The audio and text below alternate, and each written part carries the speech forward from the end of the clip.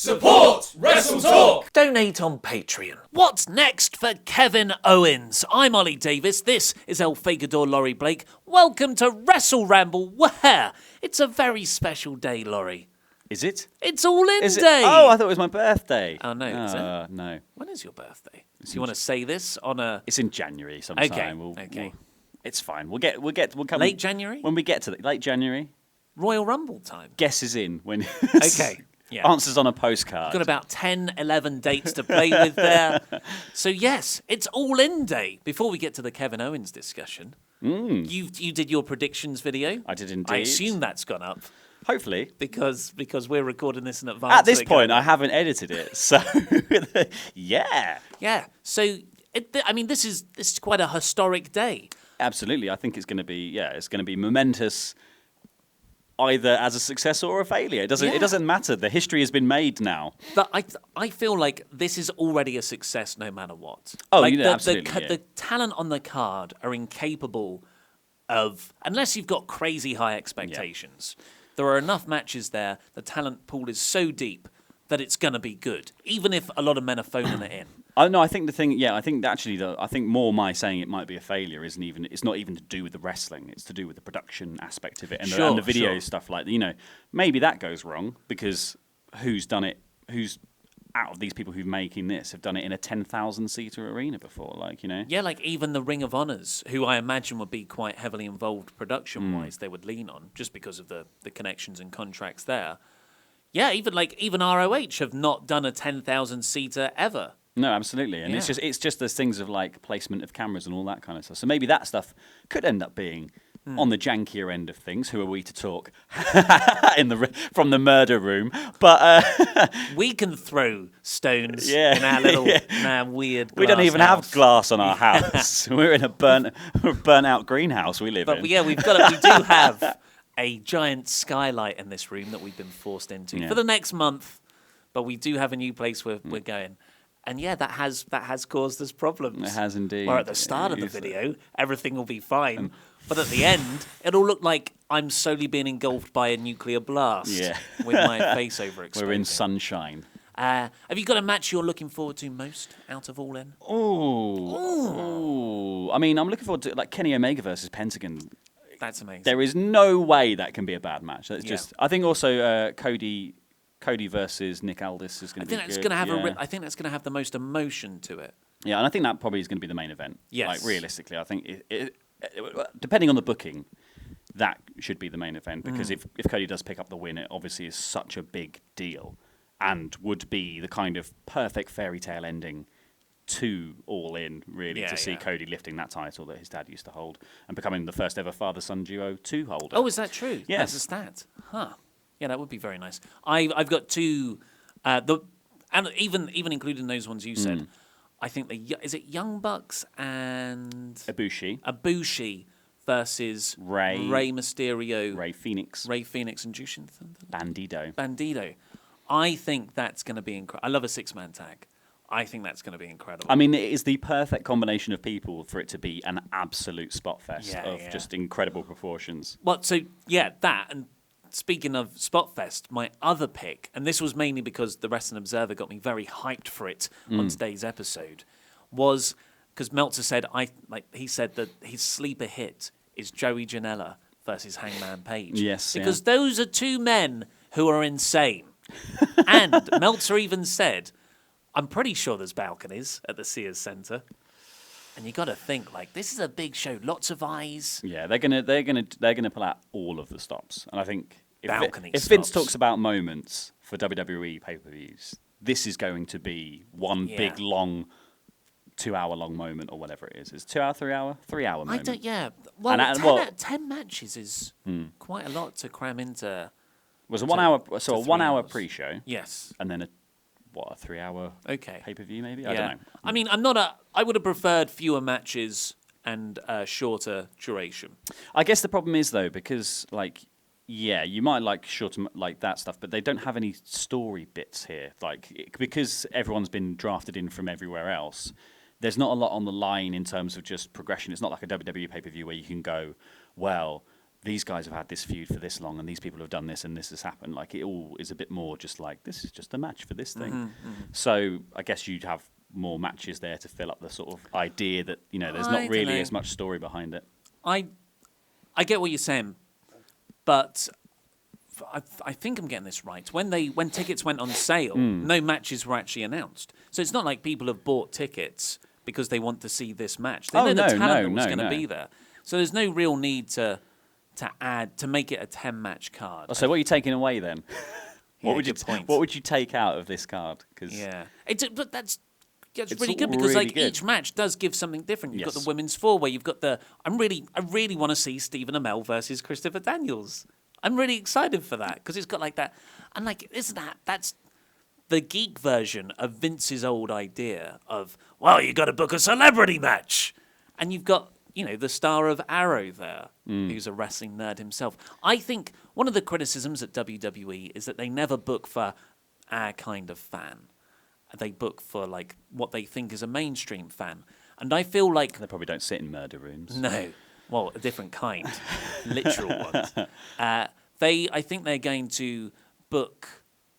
Like Cody and the Young Bucks are going to book with fan service in mind.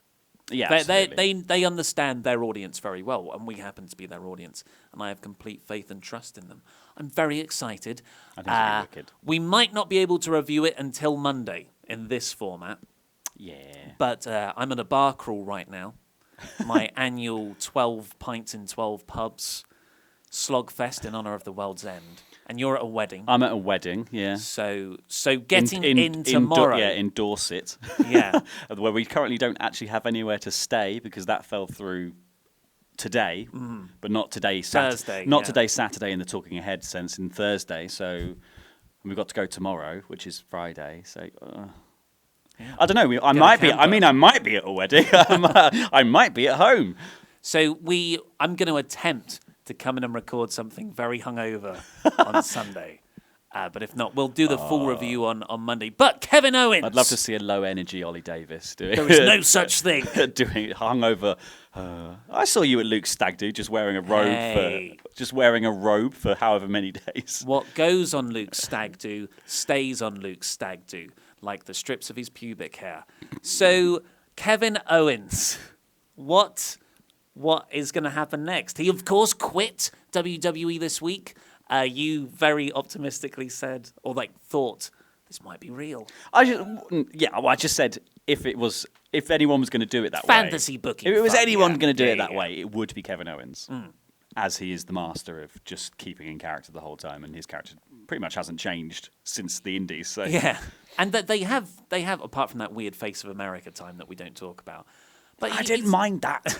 He's gone pretty far down the attention to detail route. He's been moved to the alumni page on WWE's website, which they did the last time he quit the company with Sami Zayn, or was fired actually, back in March. He has sort of blanked out all of his tweets on Twitter. Has he changed his name back to Kevin Steen there? Oh, I've not seen that yet. Maybe. And he's Should also relisted his merchandise on Pro Wrestling Tees as Kevin Steen, which is you actually looking. I'm going to look it up. You have really gotten into Twitter since you've become El Fakador. Yeah, it's fine. You're a self-declared no Twitter man. Yeah, I was. Yeah. And now you just love the attention. I don't mind doing it specifically for something. But not for yourself. No, I wouldn't. Just as a character. I'm not very good at tweeting. Is I think the main thing. Don't put yourself down. Oh. But yeah, so Pro Wrestling Tees is an online shop where a lot of independent wrestlers sell their merchandise, and WWE don't work with them. So the first thing you do if you leave WWE is you usually start up your Pro Wrestling Tees store, like Jimmy Jacobs did. Did he change his name? Well, no. So his @ is still Fight Owens Fight. His name on Twitter currently is just a full stop. So nice. Maybe he has. Yeah. I don't know. So that's what happened. But all the reports that have come out are quite clearly saying this is all a work. Owens recently re-signed. Yeah. I never believed he'd actually quit because I'm smart.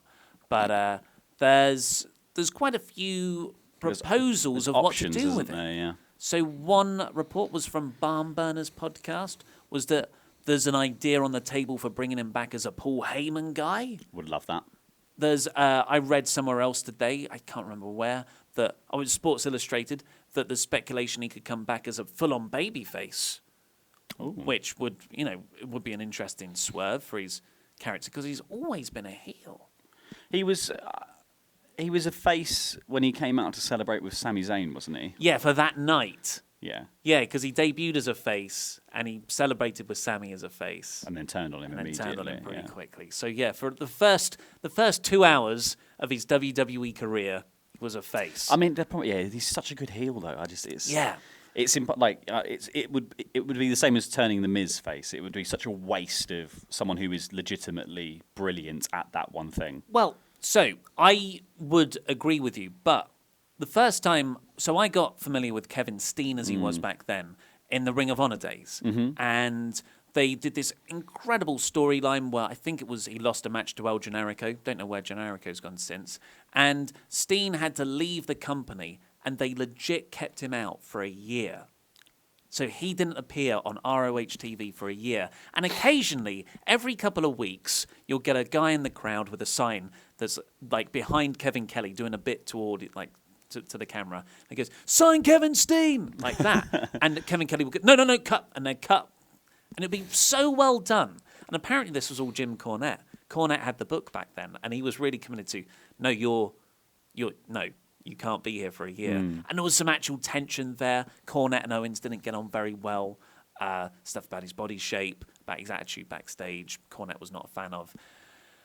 But it created this kind of renegade anti-hero in Owens, or Steen as he was. And when he came back, oh my God, the pop was enormous, to the extent where Davey Richards, who was being pushed as the face of the company, but the fans kind of turned against in a Roman Reigns way, when Steen came back, which was just around the same time that The Rock was doing some promos on Raw, and Steen was on top of this balcony. I think it was at the Hammersmith Ballroom, and he even goes like, "Now I'm trending worldwide," which is what The Rock used to say. It was a great promo, and for like the next couple of months, he was this really cool tweener against Davey Richards, who was slowly morphing into more of a tweener himself. I could definitely see that sort of like if we leant back onto the sort of prize fighter champion aspect of his character that he's always had anyway. I think I think the Kevin Owens that came out to prove himself to John Cena, while he was definitely a heel in NXT, that kind of, I'm just coming out to prove myself and have a big match and show you that NXT is better than this. Like, that kind of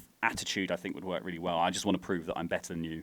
I just want to win the championships because I want more money for my kids. That kind of stuff that he's always done as part of his character. Yeah. Lean on that, and then I don't make him sympathetic, but make him popular, and not, he doesn't have to cheat to win. He just wants to be better and prove that he's the best. And you don't have all these bits where, like, get rid of the comedy. And it's a shame because he's good at comedy. He's really but funny, that's not the best use of him. You want him to, when he was Universal Champion, that's when he should be running through people and be this really dominating top guy. But he wasn't. He was Chris Jericho's straight man in an act where a list was over and not the Universal Champion. And that was all just filler for Goldberg eventually.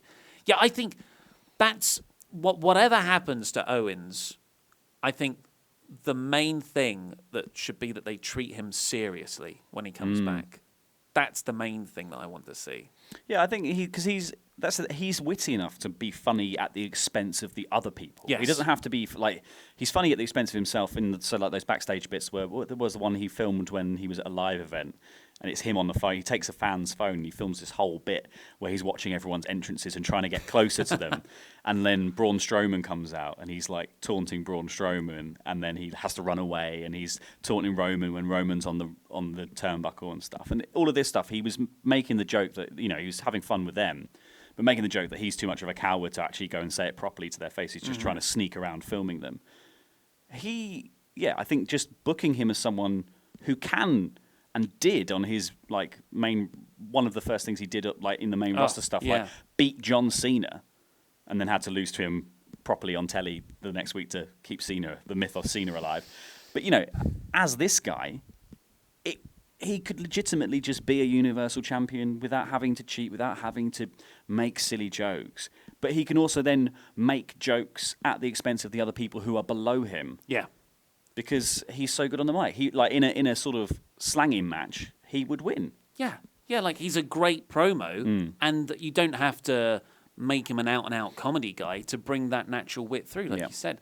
So as a babyface or as a Paul Heyman guy, or maybe, a mixture of both. There's the argument that because Owens is such a good promo, why put him with Heyman? And the answer to that is CM Punk.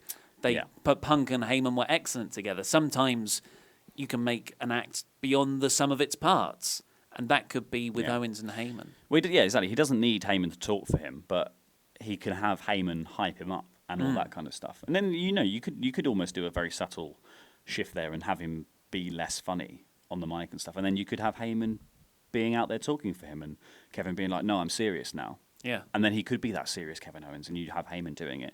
And then when they break up, or whatever happens down the line, Owens can just go back to talking for himself. It's fine. He's flexible and he's versatile, and I think he can. There's lots of stuff he can do.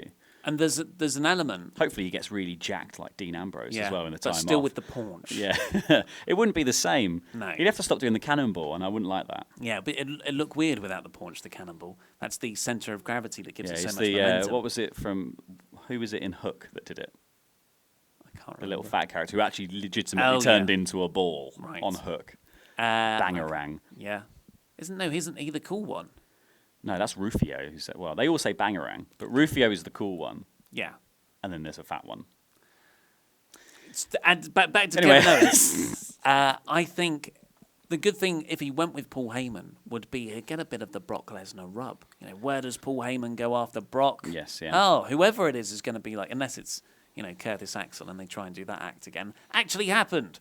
Then it could be a bigger deal. Well, I think that's the thing is the Paul Heyman pairing here says implicitly that Kevin Owens is a top guy. Paul has only been associated recently with some of the very best acts in WWE and guys who quickly rise to the top. Yeah. And I think, he gets to bask in that glory, to pinch a phrase from Keith Lee. He gets to bask in that if he just joins up with Heyman, and people will just go, oh, I get that this guy is a big deal now. Especially, it revamps the character. It does, absolutely, because, Heyman comes out and says this stuff. Owens gets a big pop because he quit and he's gone away for a while, hopefully. And obviously he ended on a massive high with that match with Seth Rollins, which was incredible. Yeah, and I think this whole combination of things will be an incredible moment to have him return. And I would have him, not even in the Intercontinental title picture. I would want him in that act, going straight back to the Universal title, because he's another guy who never got his rematch when he lost it to Goldberg. Yeah, I think that's how we walk out. Yeah. So they could wrangle it that way, and then I would, I think the time would be right to put the belt back on Owens. Yeah. I wouldn't, but from what I've read, they want to keep the belt on Reigns that's a long-term thing. Hooray. Because it worked out so well when they had a long-term champion last time. Well, at least he's around. I guess. But the thing is, so they've been teasing. There have been posters or leaked promo materials for matches and shows down the line that have said Roman Reigns versus Kevin Owens. So I don't know if the plans have changed there because now Owens has done this, or if it's going to be a very short quitting that he's done, and he'll be back within a month. I hope they keep him out for a couple of months. I hope they keep him off screens for 3 months or something. Have him return. Have him return more towards WrestleMania time. Wow. Survivor Series would be the next one. Oh yes, or Survivor Series. A WrestleMania returned with Heyman to be like, oh no, I want my rematch. Yeah. At Mania. That'd be pretty badass. That'd be pretty awesome. Should we do some crap gimmicks though? Crap Gimmicks is a segment where you, the SWAF Nation, send in awful wrestling gimmick ideas, and we decide whether we want to sign them to the Crap Gimmick roster. They have to just be, terrible. Well, they have to be the perfect mix of crap. They can't be too crap. They have to be well thought out. Yeah, crap. otherwise they're out.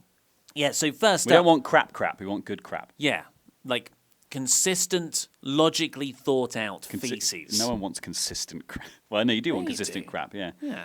We want people who've been having fruit and fibre for their ideas, that kind of, Yeah, we want a lot of prune juice to go into this. So Kane Ashton says, Dear Luke and Ollie. Dear Luke, Ollie and Laurie. Yeah, these are the name you're missing there. Dear Luke and Ollie. Forgot you were here. Got a crap gimmick for you here, inspired by 80s cartoons such as G.I. Joe. International hero. When I thought of the oldest kind of gimmick, few are quite as fascinating to me as nationality gimmicks, which is weird. We don't have a foreign heel at all, or a patriot. No foreign heels. I'm from this place and I have a particular set of customs and a different culture. So rather than fill up your roster with multiple patriot acts, I give you Washington.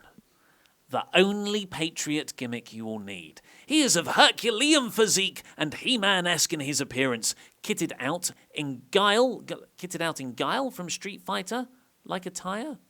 What's Guile? Guile is the guy with the tall blonde hair who goes Sonic Boom. Finally, he wears camo pants and a vest top. Finally, he has a full-face boxing-style mask with the Star-Spangled Banner printed across the front, carrying out his duties as a true red, white and blue American hero, by which, of course, I mean needlessly targeting and victimizing other members of the locker room that he believes to be commies. Fearlessly and proudly walking... Back there, are we?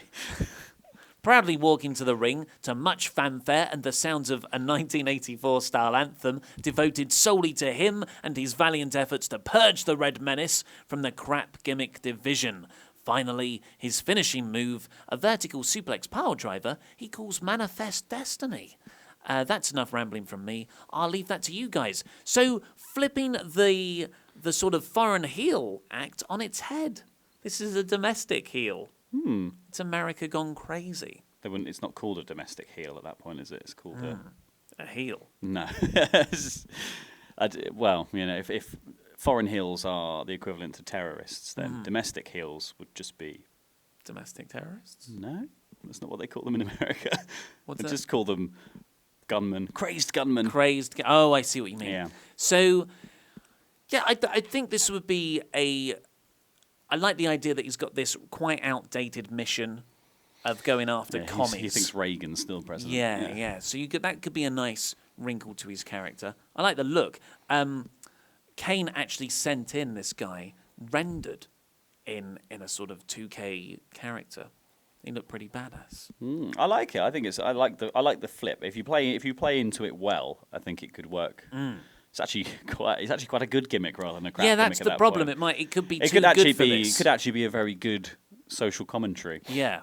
And crap gimmick wrestling is not the place for that. No, we don't want that. In classic feuds against WrestleBot 1000 and the Fishmonger.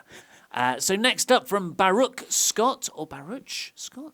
I am here. So he's written this in kayfabe as the advocate for the gimmick. Okay. I am here representing my client. The next big thing in crap gimmick wrestling. The best, worst thing in wrestling today. I am the agent for Justin Timberbieber. Let me give it to you straight. This kid is one of the most talented wrestlers you have ever seen. This kid has the mat wrestling, the high-flying moves, and the strikes necessary to be your world champion. There's just one problem, I have to tell you, because I'm an honest man, and I don't want to hide anything from you if I ever have another client looking to sign with you. You see, Justin hates wrestling. His father, Mr. Timberbieber, is the one who forces his son to wrestle. You see, Mr. Timberbieber suffered a career-ending injury at 21. Something about a Spanish fly off the apron. Mr. Timberbieber travels with his son, managing him. Mr. Timberbieber seems to love the spotlight his son gets. His son can't say anything since he's only 16. That's, I don't know if we can sign just labour laws. This might be an automatic disqualification. Well, it's difficult. I mean, if they only did 1 hour a week, it might be all right. Yeah, with the parent. And their parent's going to be there, yeah. and you could probably sign the release form. Well, that kind of opens up right. a whole I think it'd be okay. children's division. Just recklessly endangering kids. It's difficult to get the live shows going there. Then they just have to be there for the house. Just be like 205, only on the network. Justin never wanted to be a wrestler. Since he was 6, he's always wanted to be a singer and a rapper. His singing is fine. He sings his own entrance music and cuts promos by freestyle rapping about his opponents. He loves to reference pop music while wrestling. His taunts are dance moves. His finisher is the MC Hammerlock DDT, where he calls for it by doing the Hammer Time dance move before locking the Hammerlock DDT in. Justin and his father fight sometimes, even during matches, but I assure you, Mr. Timberbieber won't be too much of a problem. I don't know what that means. So this last bit, he's put in brackets, I'm now out of character. So this is just a normal email now. This isn't him as the advocate for Timberbieber. So I just wanted to list some other moves and puns and jokes that I have for the character. He's got a very different voice. He can throw his opponent to the corner and then moonwalks to elbow them. That's quite a good bit. Mr. Timberbieber is a heel, finding ways to cheat to get Justin to win. Justin is a face, mostly because he doesn't care if he loses. I'd like to clarify that while Justin is wrestling, you can tell he doesn't enjoy it. But whenever he's dancing or singing, he has a smile on his face. Justin calls himself the king of pop-up power bombs. Pop. King of pop. Pop. King of pop-up power bombs. What do you reckon of Timberbieber? I feel like it's two gimmicks in one. I feel like it's. I really like the pushy parent gimmick though. That's quite fun. I think you could have done that with Jason Jordan, Kurt Angle at some point down the line. If anyone ever believed that Kurt Angle was Jason Jordan's dad, if that eventually happened, and now he's injured, we'll never know. Maybe. I think the pushy parent thing is quite fun. I like the idea of someone who's actually clearly like okay at wrestling, but doesn't want to be because someone's pushing them into it. That might be quite a fun thing to play with. I also quite like the Timberbieber. Yeah, you see, I keep hearing it as I keep hearing it as Timberbeaver, which yes, different character. Beavers like timber, so it works. I liked the pop side of things more. I bet you did. Yeah. I thought that could be Wrestling Media Con coming up, is it? Suddenly had a couple of dance lessons, have we?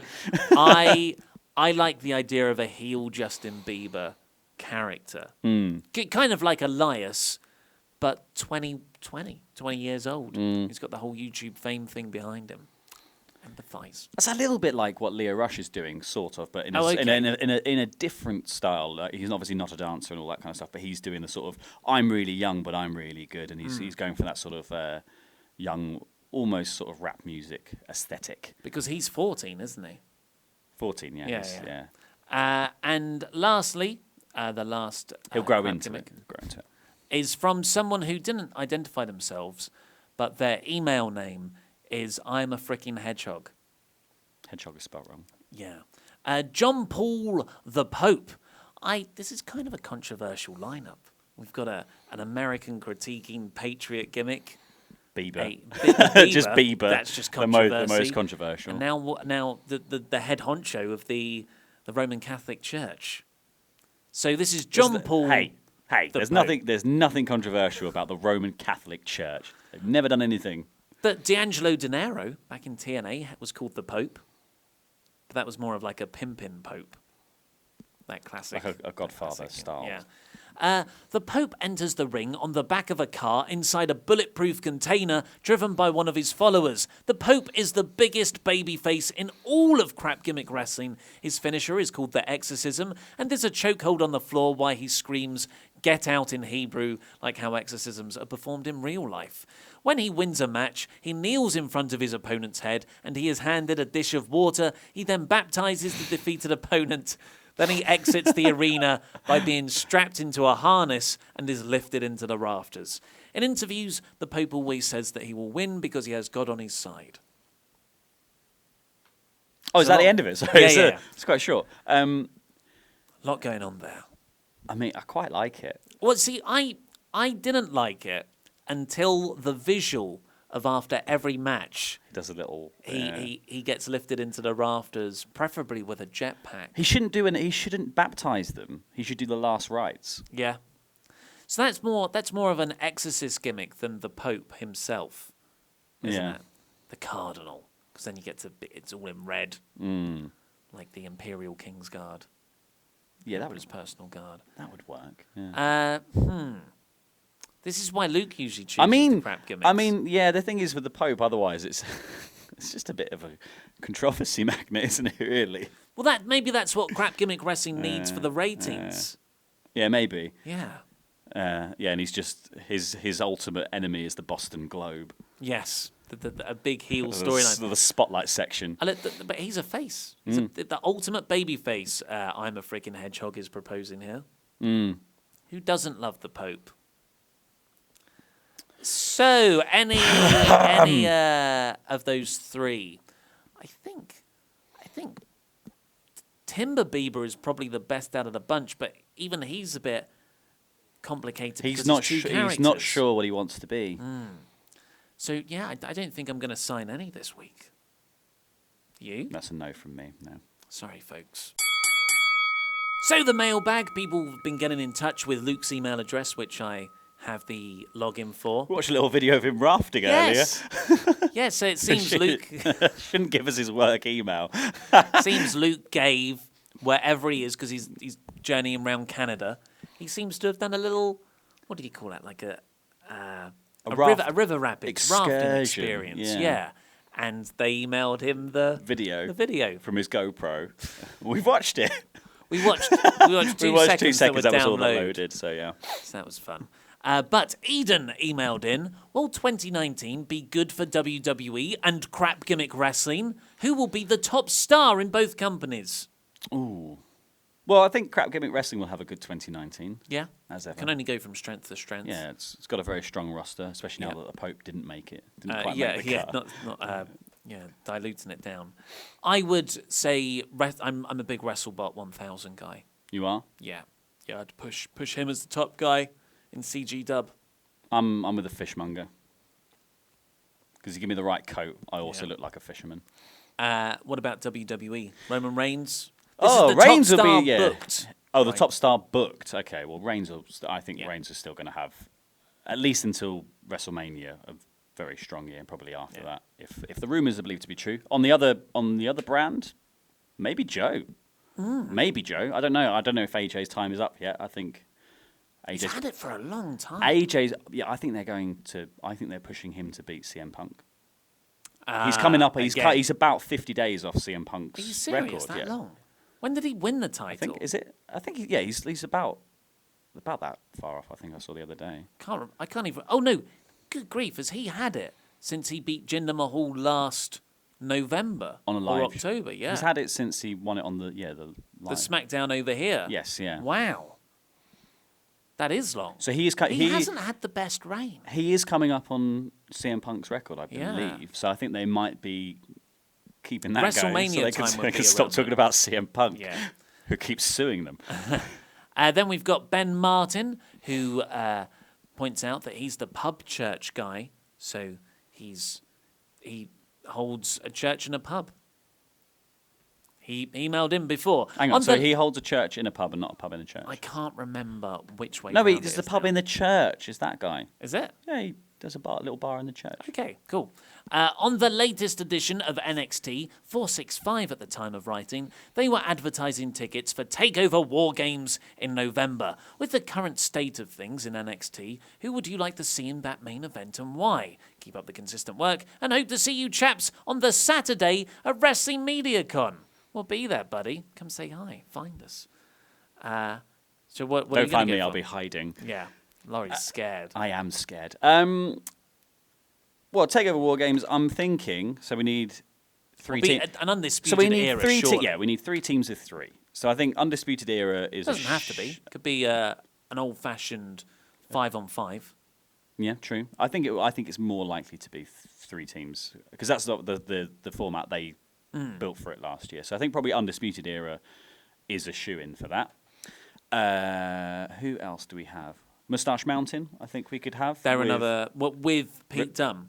with Pete Dunne. So So that's we another could actually, in three-man fact, unit. we could in fact have British Strong Style there because they're still building that angle from this week's episode.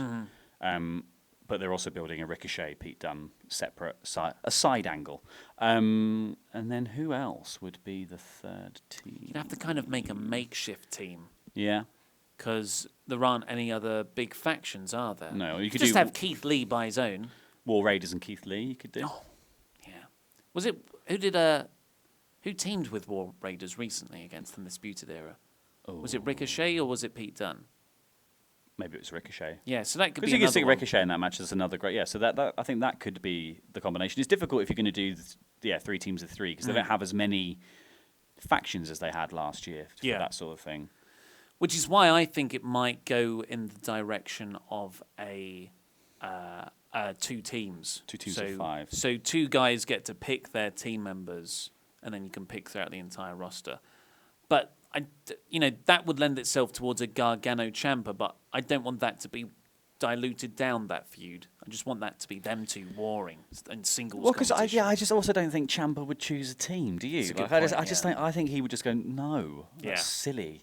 I don't want to. Not going to do that well. Yeah.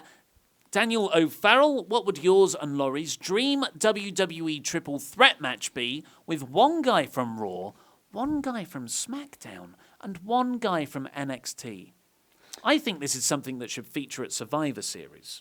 Sort of that an would be exhibition cool. match like that. Yeah. And make it a yearly deal. I think this is a really nice idea, Dan.